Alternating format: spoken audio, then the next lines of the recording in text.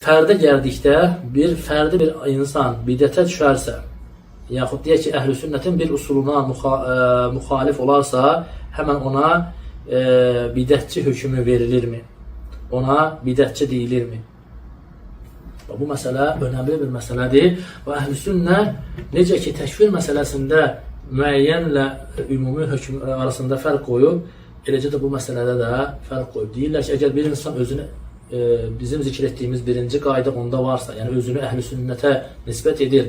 İkinci qayda da varsa, o da əhl-i sünnətin məsdərləri üzərində gedirsə, əhl-i sünnətin yəni Quran əqidəsini Quran və sünnədən götürürsə və eyni zamanda yəni Quran və sünnəni sələf-i salihin fəhmi üzərində başa düşürsə, lakin əhl-i sünnətin bir usuluna müxalif olarsa, həmən ona bidətçi hökmü verilmir. Yəni, məsələdə təfsilat var, çünki hər bidətə düşənə bidətçi hökmü verilmir. Əgər bir insan sələfləri sevir, sələfin yolunda olduğunu deyirsə, ona, yəni onun xəta olduğunu deyilir və ona deyilir ki, bu insan bidətçi yox, bidət əhlinə müvafiq olmuşdur.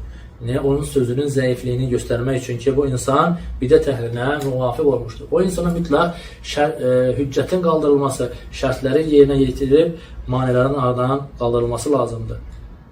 Yəni, bu barədə əhl-i sünnətdən məsələn çoxlu misallar var. İmam Əhməd rahimehullahdan soruşurlar ki, bir insan var, deyir ki, 10 nəfər, kim desə ki, 10 nəfər cənnətlikdir, hədis, məşhur hədisdir.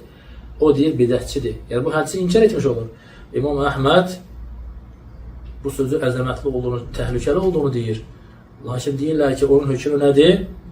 Deyir, o da bilsin, o cahildir. Deyirlər ki, təzədən ondan soruşurlar, deyir, o da bilsin, cahildir, ona bidətçi hökmü vermir. Deyirlər ki, və yaxşı, Əli radiyallahu anh'ın xilafətini inkar edənə nə deyirsən? Deyir, bu çox pis bir sözdür. Və soruşurlar ki, bəs bu insanlar əhl-i sünnədən çıxırmı?